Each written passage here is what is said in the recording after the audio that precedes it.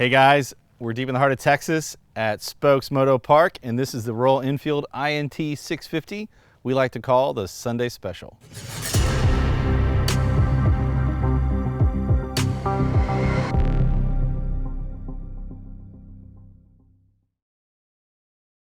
So there's some of you that might be asking, what is Royal Enfield?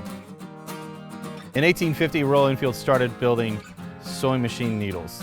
And from there, they evolved, and by 1870, they were building parts for bicycles. And in 1901, they built their first motorcycle. 100 and something years later, we have this, the Royal Enfield INT650. A few years ago, Royal Enfield approached us and asked us if we'd like to build a custom motorcycle using their new platform. They didn't tell us what the platform was, they just said they were coming out with a new bike and they wanted us to customize it, which was pretty exciting right away. It is fuel injected, twin cylinder, 650, ABS brakes, featured out really. And at that point we didn't really know the price, but we knew it was going to be reasonable. Turns out it's more than reasonable. It's a lot of bike for the money. For the price, you can't do any better. So the bike shows up, it's low to the ground, standard, chrome wheels, classically styled tank, classically styled seat, and really just a nice, big, high torque, low horsepower cruiser that was super smooth. But we had other plans for it. So for years we've been talking about wanting to do the famous LA to Barstow, Vegas off-road race. If you guys aren't familiar, we'll leave a link in the description here, but essentially it's an off-road race riding completely off-road from LA to Barstow and then Barstow to Vegas in a 2-day race. So we took the bike from Royal Enfield and started cutting it up. From there, you can see it's quite a bit taller. First was suspension. If you're gonna do any off-road racing, we knew that it had to have more travel, and certainly more robust suspension than what came on it from the factory. Perfectly adequate for the street and smooth and comfortable, but once you get off-road, it wasn't gonna last very long. So we took a chance. Put modern Suzuki DRZ front forks on this machine, probably 10, 11 inches worth of suspension travel, which is a lot more than the 3 or 4 it probably came with. We used a custom Icon shock with, 4 or 5 inches of travel. We did something that Revival's pretty standard. We love to use 18-inch wheels. So we got rid of the original 17s, which there's a lot of choices for 17-inch street tires, but we wanted 18s because it kind of gives it the vintage feel. So we mounted up some shouldered aluminum wheels to the factory, DRZ hub and the factory Royal Enfield hub, and managed to procure some off-road knobbies to go with it. We shortened and built a round bar for the tail, LED taillight, aluminum rear fender, and then went crazy with some big, wide aluminum handlebars, a Motoscope Pro Motogadget gauge just to clean up that front end, an LED headlight with a custom CNC bezel for the LED. This obviously decreases clutter, decreases weight, and of course it's a lot brighter than what came with the factory bike. We built this vintage style custom aluminum fender to mount here for the pretty shots, but in truth in the race, LA to Barstow, we used a big plastic fender up high to give us a little more space and to decrease the chances of something getting caught in that front fender.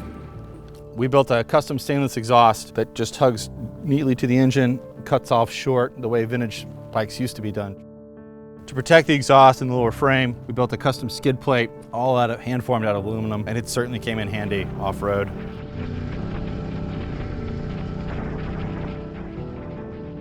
We changed out the shifter lever for a more robust aluminum style that's adjustable, knowing we were probably going to drop the bike off-road. And then of course we installed a much more burly set of pegs, off-road pegs, so that there was no slipping going on. And then of course we built a custom seat from Revival Limited. In-house we designed this very vintage looking, on purpose, brown leather seat. It's got a few scratches on it because it did get used off-road, but certainly still very comfortable and made for a pretty nice bike.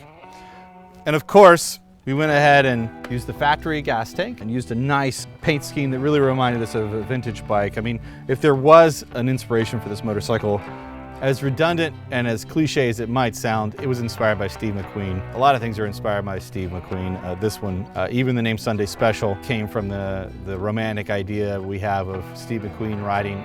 So we built the bike, we competed in a desert race for 2 days.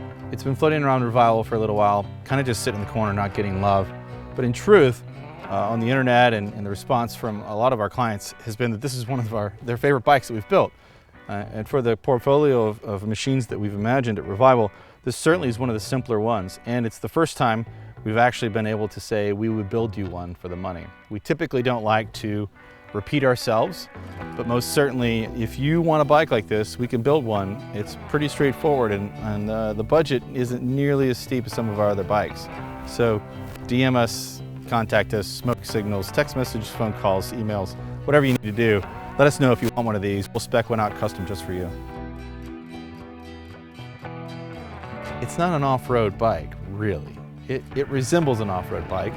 It's got the right pieces and parts and tools, but it's about 200 pounds heavier than you might want for a modern dirt bike. Certainly, Royal Enfield didn't design this to be an off-road motorcycle. It's very capable off-road.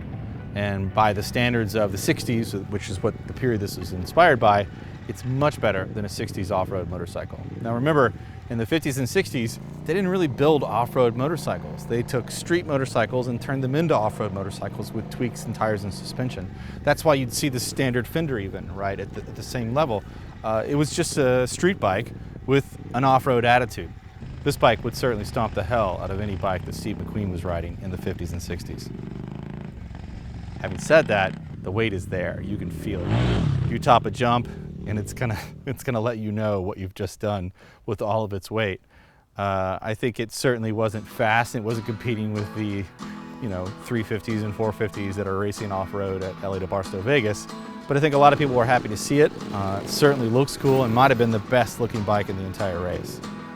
As an homage to the race from LA to Barstow, Vegas, we left the trip map on the bike. So for you guys that think this is this weird thing that looks like maybe it's a Palm Pilot or an iPhone or something to that effect, in fact, it's the map of the entire trip, probably the last day, because you would put one in per day, and it shows the sections of the entire race. It's pretty cool. I think it's something we should leave on there just to attest to it having completed that race. So now it's time to take this thing out on a motocross track, completely inappropriately ride it, but get you some really sexy shots so you can imagine yourself trying to wrangle this thing around a track.